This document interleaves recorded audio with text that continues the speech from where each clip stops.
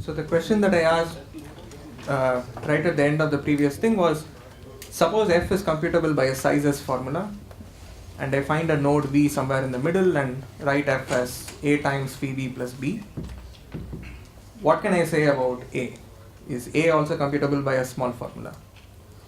Now, the proof we saw there was like, yeah, it is computable by a small formula. What is the size of the formula? It's like twice s. That's the trivial bound that you could get there. But you could actually say something more. You could say that in fact a is computable by a formula of size at most s. You don't even lose a factor of 2. And why is this? So here is exactly what a is. If this is the node v, let's look at the path that goes from v to the root. Now it's going to encounter a lot of multiplication gates in the middle, right? And these multiplication gates will have some other subtrees sitting here. Now here's a very easy exercise, that a is equal to the product of all, the product of these CIs, like the product of the uncles and the granduncles and so on. Yeah, so this is what A is, and because each of these are subtrees of my circuit which are completely disjoint, the total size is going to be bounded by the size of the formula I'm starting off with. Okay, so why did I get it? Okay, this is going to be V. So this is exactly equal to the product of these children. So this says that the log product decomposition that we spoke about, it's telling us a few things. It's telling us that f can be written as a sum of s terms, where each term is a product of guys whose degree is bounded away by a constant. That's one that you get. The number of factors that you have is like ordered log d. That's the second thing that you get. And the third thing that you get is that each gi is itself computed by a homogeneous formula of size at most s. Right? And let me just say, and each gij computable by a size s formula.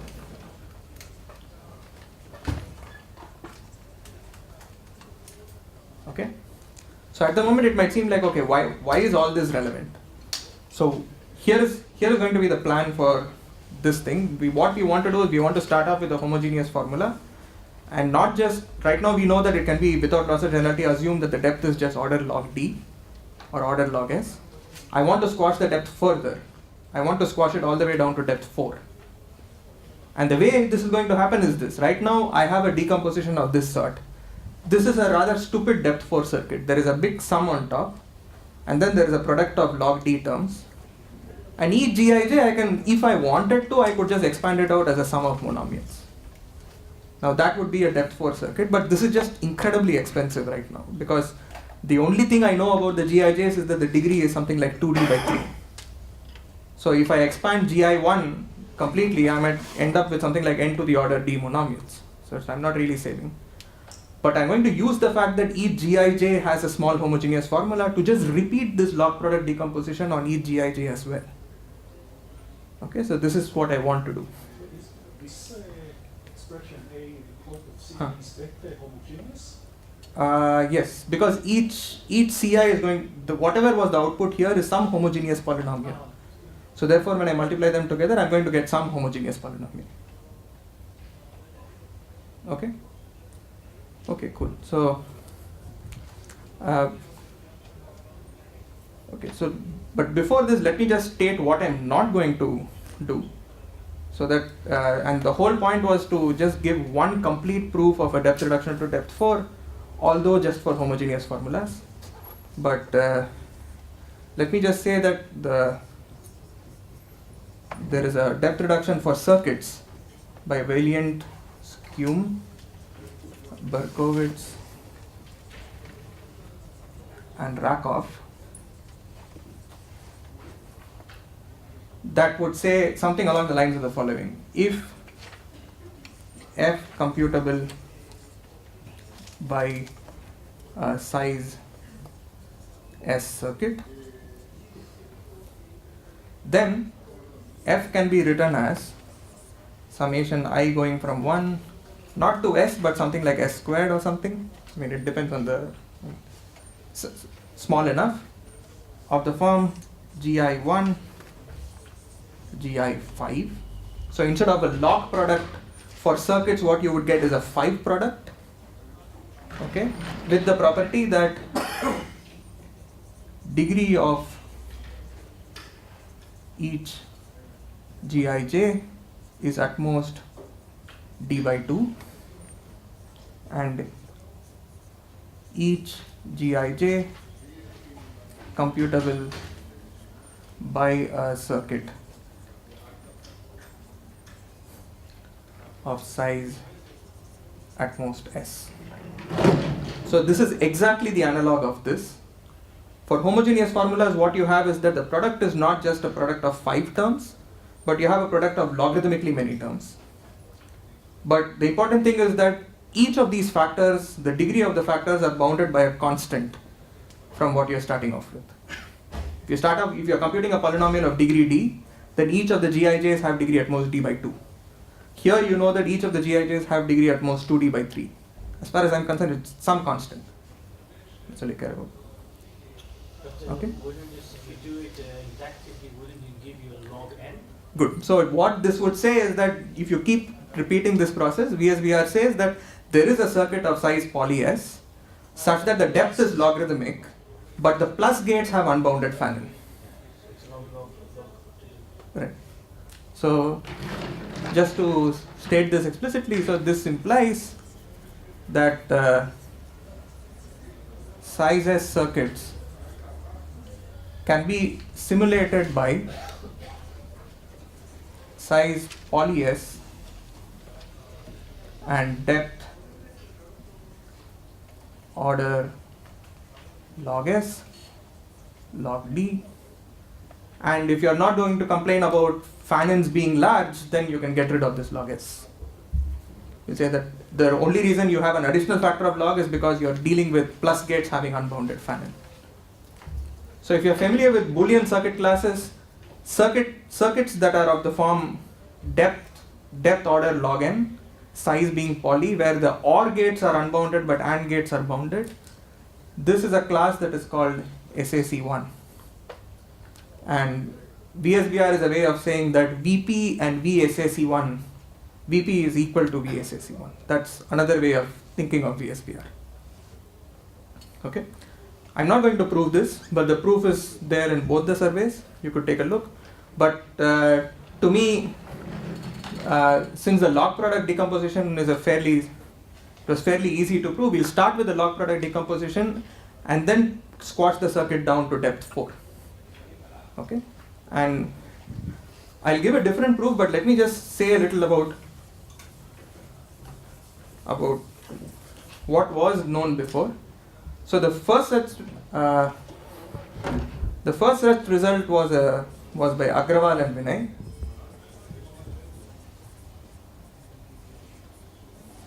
So they said that if f is like a computable by a size s circuit, then you can go to size. Okay, let's think of poly to make it easier. So this size can be 2 to the little o of n and depth 4. So that was the first result of Agrawal and Vinay. They said that you could, without loss of generality, if f is a polynomial that can be computed by a polynomial size circuit, you could in fact squash it down to depth 4. And in fact, it said way more. It said that you start off with something which is not just poly size. You start off with something that is 2 to the little o n size. I mean, something a little better than exponential. Then you can squash it down to depth 4 of more or less the same. Now, the punchline is the contrapositive. It says that if you can prove a lower bound of 2 to the omega n here, then you prove a lower bound of 2 to the omega n for general circuits. Okay? And then I need to know to use these boards better. Then Koiran sort of improved the analysis here to sort of say that if I start off with F, which is poly size, then the resulting depth 4 circuit is actually of size n to the order square root d log d. Okay, so you get a depth 4 circuit of size square root d log size square root d log d and depth 4.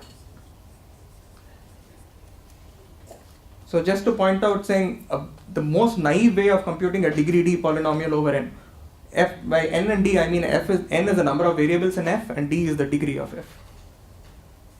So the stupid way of computing a degree d polynomial is to just write it as a sum of monomials.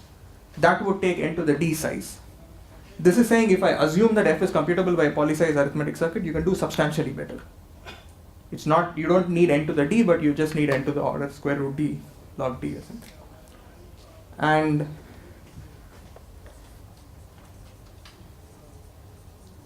Tavenes basically gave the same thing. He knocked off this factor of log d.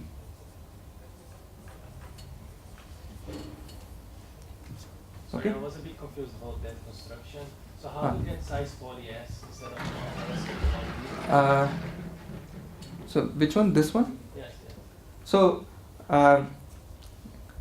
each of the GIJs are going to be in turn computed by circuits of size at most S again, but the degree has dropped by a factor of half. So you could in principle write each GIJ by its own phi product, but you would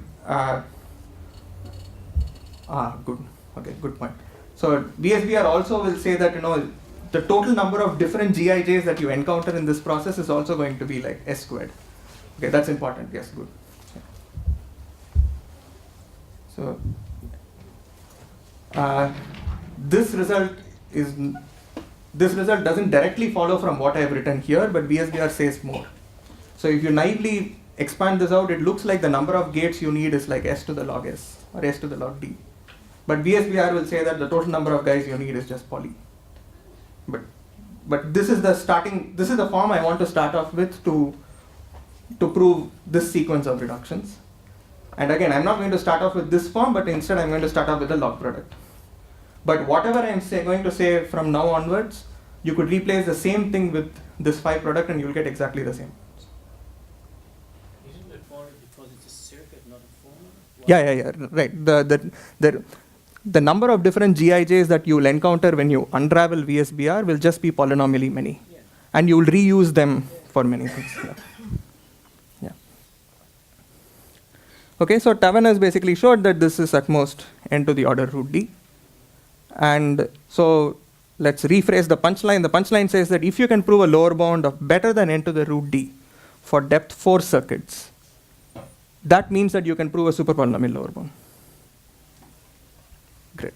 I mean, for general circuits, that's what it means. And we'll see some of these lower bounds tomorrow and stuff. I mean, not this lower bound, but something that comes close to this. Okay. So let me sort of give a very high-level picture of how the Agrawal, Vinay, Koira, and Tavenes reductions worked. And I mean, obviously I'm going to be oversimplifying, but I'll give you a simple proof later. So this is what it does. I have a formula that computes my polynomial f. F is a polynomial of degree square root d. Sorry, f is a polynomial of degree d, right? What I want to do is I want to build something that looks like a sum of products of sum of products. So I want to build a circuit of this form. So I do the only thing that I can. What I'm going to do is I'm going to cut off this circuit at some point. I'm going to find an appropriate threshold somehow. And there are a bunch of polynomials that are being computed at these levels. I'm going to just brute force expand them out as a sum of monomials. Okay? Those are going to be the guys computed at this layer. Now whatever is on top, I'm somehow going to show that, that if I write it as a sum of monomials, that will also be small. So the whole game will just boil down to finding the right sort of threshold. And the threshold that is used in Agarwal, Vinay, Koiran, and Tavenes is that they choose all nodes of degree at most square root d. Look at the circuit. Look at all the nodes in my circuit that compute polynomials of degree at most square root d. And I'm going to just expand all of them out completely. Okay, how many monomials will I need? The total number of monomials I will need is something like n plus root d choose n. This is the number of monomials of degree square root d over n variables. This is like n to the order square root d. The tricky part is to somehow show that the top part of the circuit is also simple in some sense, and that's what those proofs show. Okay? Now we are going to instead take a top-down approach, and so here is going to be the plan. So here is the goal. I want to get to a point where I have a sigma product, sigma pi. What I mean by this is that the sigma is the plus on top, and then there's a product gate, and then there's a sum, and then there's a product. And I want to make sure that all the degrees here are like square root d. This is what I want to get down to. Because then I can afford to just expand this out, and I'm only going to pay n to the square root d. The goal will be to somehow control how large the top gate is going to be. What does the log product tell me? Log product says that I can assume that this guy has fan-in at most s. I have a product, sum, product, and I have 2d by 3.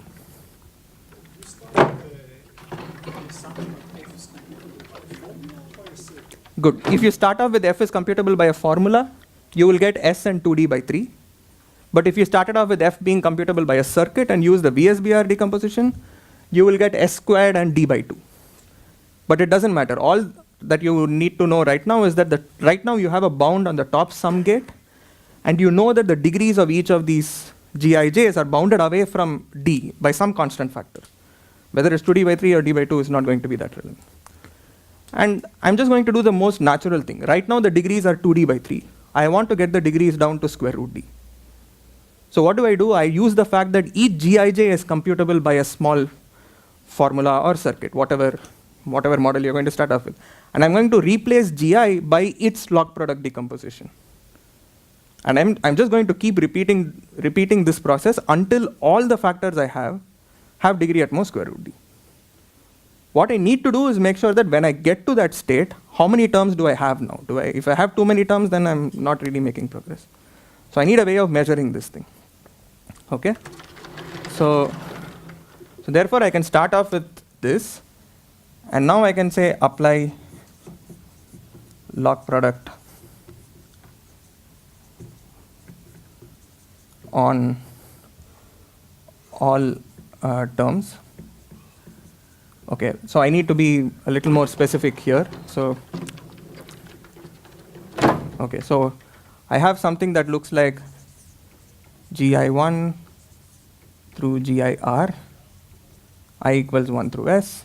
And right now, degree of Gi is more than what I need.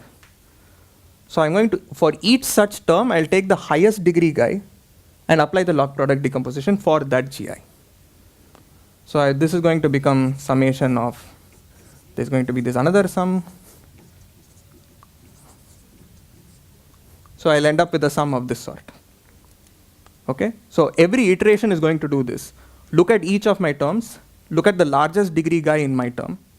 If that degree was at most square root d, great, I'm done. I'm not going to expand that any further. If that degree was more than square root d, I'll apply the log product decomposition for that one term. I'll do that for that one factor in every term. Okay?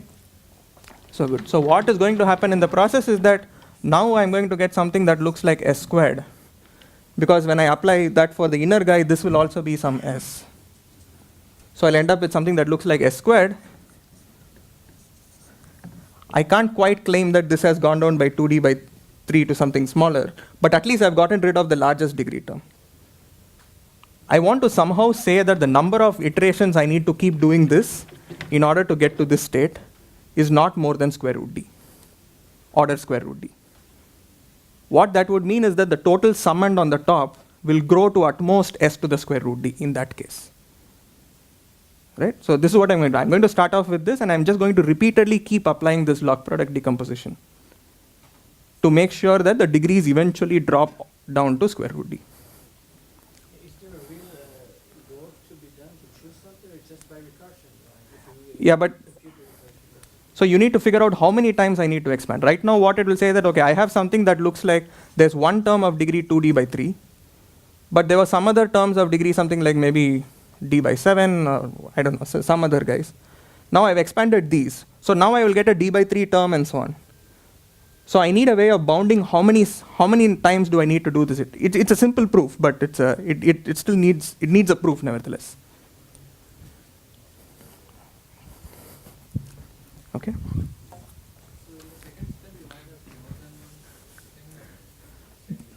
Right, it could be. Like the 2d by 3 term could now have expanded to give me another d by 3 term. I might now have 2 terms of degree d by 3. Okay? So, I mean, whenever you want to bound the number of iterations of something, you build the right potential function and you show that something. Okay, let me use this.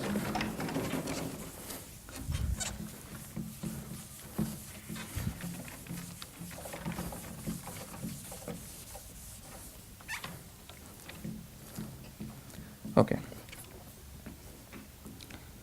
Okay, so here is going to be the potential function.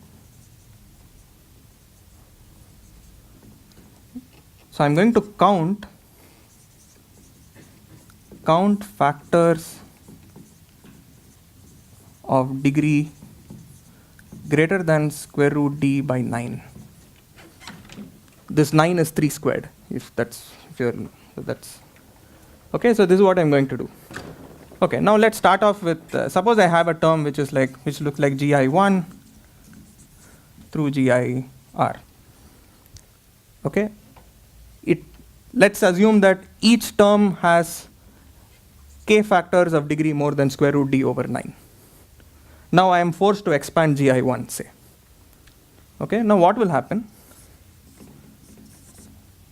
So now I'll have something that looks like, let's say 8j1, 8j whatever, t or something, gi2 through gir. Now I want to claim that the potential function I started off with must have increased at least by 1. Why? Why did I go from here to this state? I went here only because this degree was greater than square root d. Right? That's why I did this step.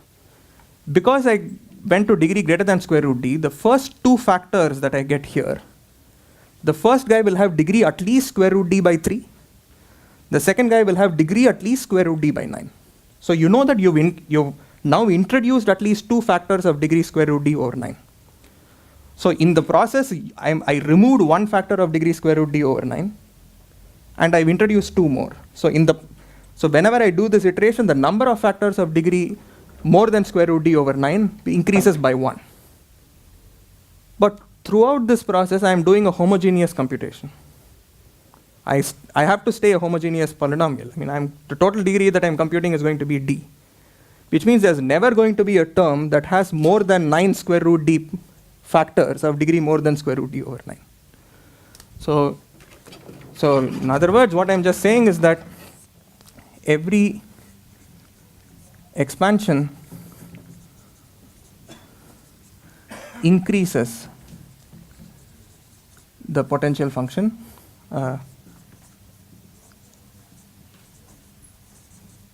by at least 1. And 9 times square root d is an upper bound on the potential function.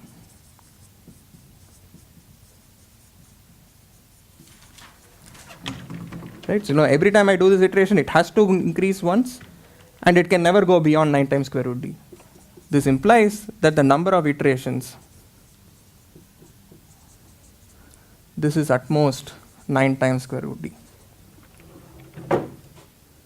So the number of times I'll have to repeatedly look at the largest degree term and expand it again, I will never have to do this more than 9 square root d times. And every time I did that, I was incurring a cost of s. So finally, when I get here, I know for a fact that the cost that I will incur here is at most going to be s times 9 square root d. Yeah. So, so what I want to do is, okay, so let me just be a little more precise here. So what I mean by here is like, let's say the maximum count of factors of degree more than square root d by 9 in any one term. So that's what I'm counting. So look at, so each term will have a few factors of degree more than square root d over 9. I'm looking at what is the largest number of terms that I would have of factors. I mean, and in any term, the total degrees must add up to d. So therefore, in a single term, you can never have more than 9 square root d guys of degree more than that. And every time I do this iteration, if this term had, I mean, if this term had something of, I mean, if it had k terms of degree more than square root d over 9, I would have increased it when I do this. So therefore, this iteration can never go on for more than 9 square root d rounds. And every round increases my top finite by a factor of s. So overall, the top finite is at most s to the root d, s to the order root d. So so this is not the original proof of Tavenas, though it's very similar. And what I'm describing is an observation we had, I mean, I had with Vinay. Okay. Yeah, but it's something I'm still not clear Okay. about. Because there may be many products that still have terms which are of a degree which is greater than d. Okay. Then some of them may not give you the maximum. Right. So let's just look at. So maybe one. Okay. You start off with s terms, and now in the process, these s terms could give rise to new terms. But if I'm doing this for more than square root d iterations, there is some term that I must have repeatedly applied this process for more than 9 square root d times. So. So initially, let's assume that there is each guy has at least one term of degree more than 9 square root d or whatever, square root d over 9. Now, every time I repeat this, there is at least one term where this potential function grows.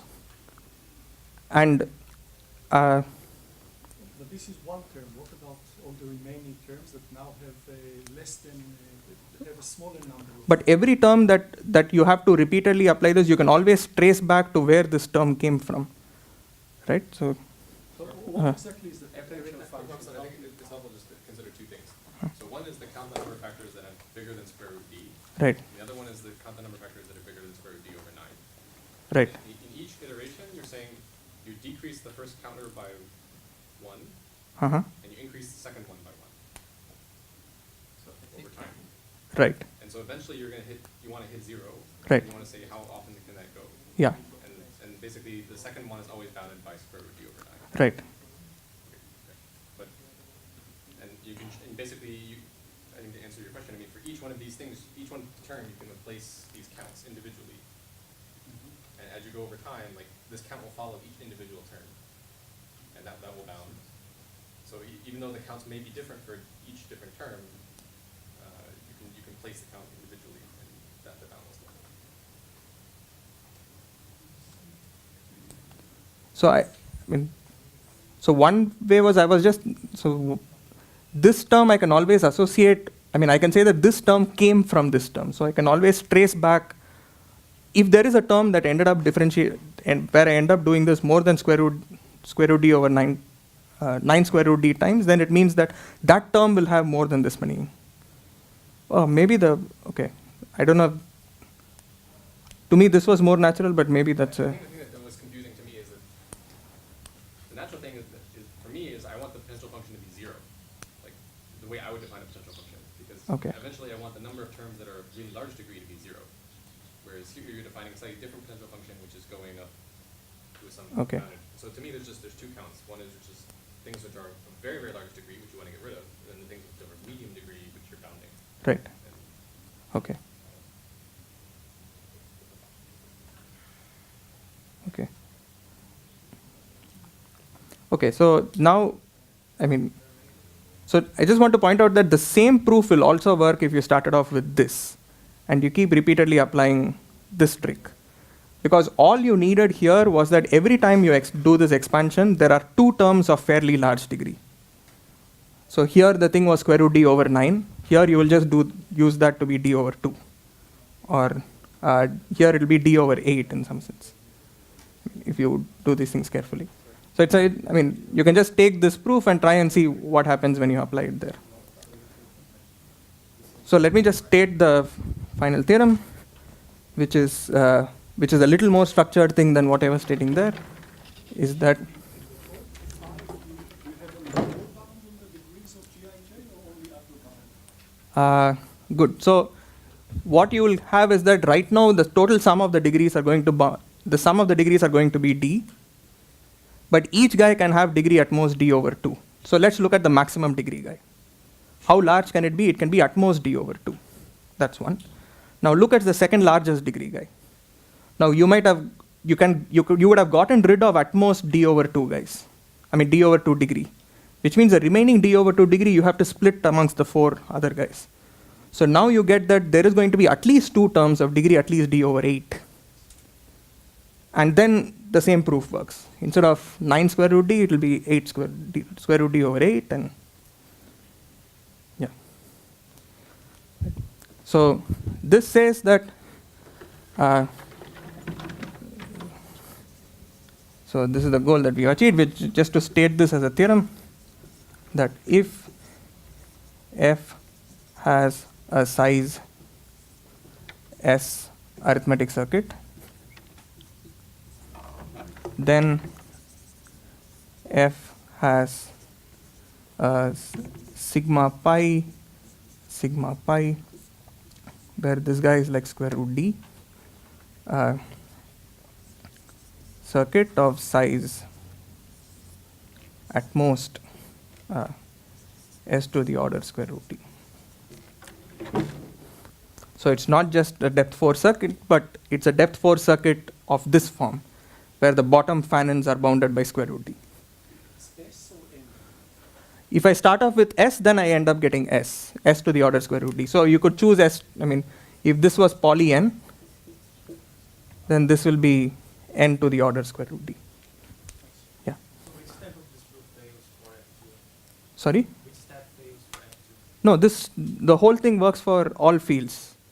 I mean, but again, when I mean that F has a polynomial size arithmetic circuit, I mean an arithmetic circuit that syntactically computes that polynomial. It's the degree of the polynomial.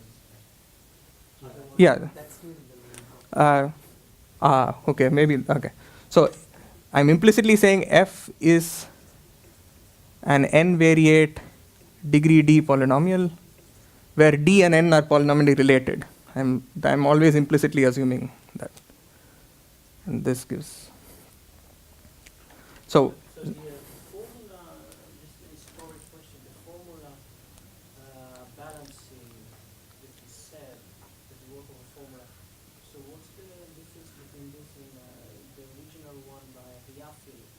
So Hayafil, the size of the formula that you end up getting is quasi-polynomial, which is sort of naively doing this and expanding it out. You will get quasi-polynomial, but VSBR, the number of intermediate computations are going to be just S squared. So, I mean, I don't know if this will make sense, but every intermediate node in VSBR turns out to be a derivative of one gate with respect to another gate. So this is S squared. It gives a formula. It gives a formula of quasi-poly size. Right. So yeah, so this is this, and in the next thing, Ankit will in fact squash this down further, not just to depth 4, but to depth 3. And tomorrow we'll be seeing some lower bounds for models like this, and even models maybe when you don't have the square root d bounds and so on.